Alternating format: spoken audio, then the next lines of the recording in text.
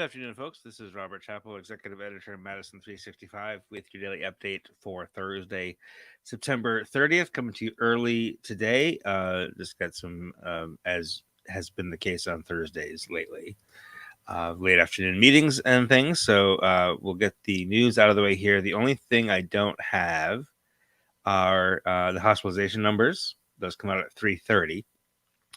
But we've been hovering right around 1,100 people hospitalized. I don't anticipate that will change significantly today, because none of the other numbers have changed significantly today, except the 7-day average of new confirmed cases did drop by about 100.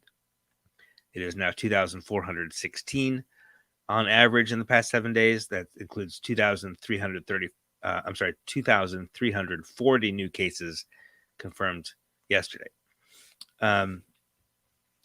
As predicted, yesterday's positive test rate has been revised upward. Remember, I reported it was 7.9% yesterday. Today, they're retroactively changing that to 8.1%. Not a significant change. Today's 7.5, which either way, whatever yesterday was, 7.5 is much better than yesterday. I wouldn't be surprised if today's 7.5% also gets revised upward after they parse out and sort of attribute all the most recent tests to the correct days and everything. 7.5% is still really bad. Like, let's not pretend that that's good, but it's better, right? And if we can continue that trend, if both of those trends continue, that's kind of sigh of relief. Our 7-day average of new cases has been going down pretty much every day for 10 days, right? That's getting to be trend. That's getting to be like, okay, maybe things are getting better now. Don't know why they would be getting better. Our vaccination rates are very, very slow still. Although, 53.7% of us being vaccinated now, fully vaccinated, that might start to have an impact. And or folks are just being more vigilant. That those of us who are vaccinated and unvaccinated have been masking up, keeping our distance, all that stuff.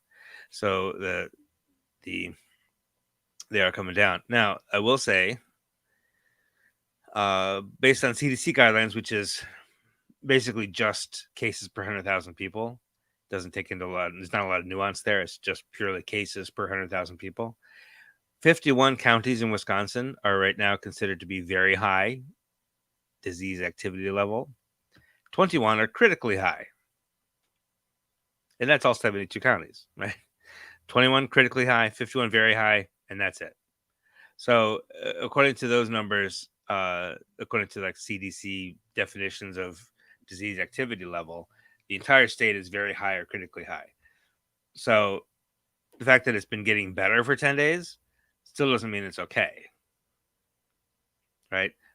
It's not time to let our guard down. It's time to continue clamping down, because, what this is showing me is that whatever's happening right now, just in the past couple of weeks, is actually working. So let's keep doing that. Let's not breathe a sigh of relief and say, okay, it's better now. Let's say, okay, what we're doing seems to be working. Let's keep doing that. Now, the one thing that didn't come down at all is the death average, which we knew that wouldn't come down. That's going to continue to go up. Even as the cases come down, the deaths are going to continue to go up for a couple of weeks, because these are deaths that happened 3 and 4 or 5 weeks ago and are just now being reported. That's the lag. We're currently at 16 deaths reported per day. 17 new deaths reported yesterday. 18 the day before that. 34 the day before that. So we're still seeing a lot of deaths happening. We are now 7,997 confirmed deaths. We'll pass 8,000 confirmed deaths tomorrow. Also 891 probable deaths. I tend not to report probables of anything. I only report confirmed. So in any case, we will almost assuredly, when I talk to you again tomorrow, we'll be past 8,000 deaths in the state of Wisconsin.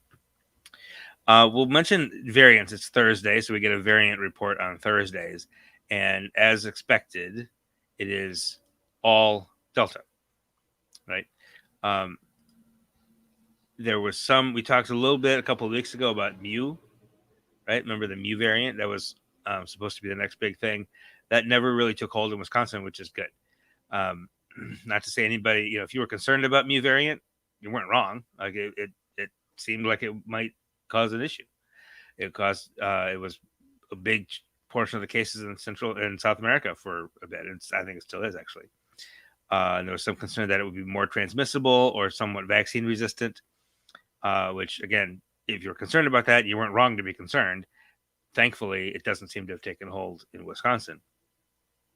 In fact, the most current week for which we have data is the week ending September 13th. So basically 2 weeks ago now.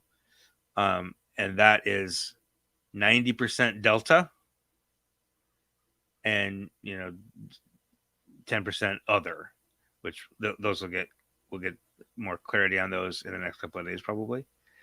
But we haven't seen the Mu variant in 2 months. 8 weeks ago is the last time we saw any number of Mu variant sequences, and that we saw that was only 2% of cases that week were Mu variant. So again, we saw there were little numbers, 2, 3, 7 cases here and there, making up, 2 to the highest number. There was 1 week where it was 11% of all cases were Mu variant, but that was only 6 cases. So, we're just not seeing a lot of Mu variant here, and we're seeing 0 Mu variant in the past 6 weeks. So, for what it's worth, I guess that's good news. However, Delta continues to be it. It's all Delta, and that's bad news because Delta is just so contagious, right? Which means we have to take extra vigilant measures. And we are hearing that there are several hundred students in Madison Metro School District who are in quarantine because of close contact, not because they all tested positive, but because one person tests positive, they have to quarantine everybody who's been in close contact. So, COVID is disrupting schools. There are a handful of schools that have returned to virtual learning temporarily or have closed temporarily. Not a lot, here and there you hear about them. But for the most part, school seems to be going okay. But there's significant concern about teachers getting sick and lack of subs and lack of teachers and morale being low and just the difficulty in learning in this environment. It's a significant issue. So we're continuing to look at that. And if you are a teacher or if you know anything about anything that's happening in schools but not being reported, we want to hear from you. We can keep you anonymous if necessary. But shoot us an email or just message us here, message us on Facebook or comment or email us news@madison365.org if there's something happening in your schools that is not being reported that you think we should look into. We'd be open to that. So we're going to take a short pause. We'll be back with more news, including a couple surprises today. And right after this, give us 30 seconds. We will be right back.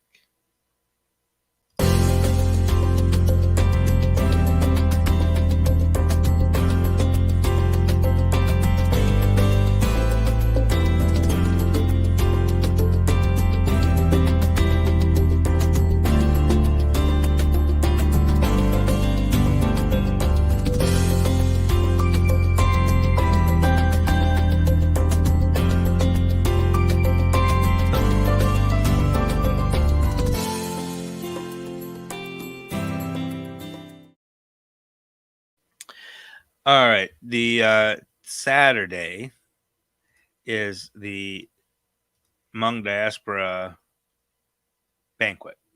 This is photo from many years ago, obviously. The third from the right here is Peng He as a little kid. He is now the director of the Hmong Institute. He works at EW as well. He is organizing this banquet. It's just to celebrate the 45th anniversary of the arrival of the Hmong people in the United States.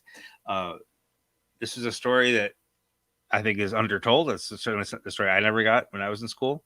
But Hmong people were supportive of the United States during the war in Vietnam, and as a result, had to flee their home country and came to the United States and settled. Many settled in California, many settled in Minnesota, and many settled in Wisconsin. So Wisconsin is lucky enough to have this really rich, vibrant Hmong community, and they are celebrating the 45th anniversary of that migration on Saturday. Now, they were supposed to celebrate it last year, but obviously couldn't. So that's going to happen. There's going to be awards and food and fun, and it's going to be at Monona Terrace, and it'll be very cool. Also in the news today, Luna's Grocery was supposed to open a big 23,000 square foot store on Madison's south side. This is a photo from their grand opening of their Allied Drive store, which they opened in 2019. Big development was coming. It's coming to the south side, but one of the contingencies on that contract was that it would include a grocery store, because Pick and Save on the south side is going to be closing and would leave that area without a grocery store. So the city wants a grocery store there. Luna's was selected and is now stepping away. The city put out a press release today that Luna's is not the right fit. Not sure exactly what was behind that, unless it's just a money issue or a time issue. But the city is actually going to purchase the condo for the grocery store.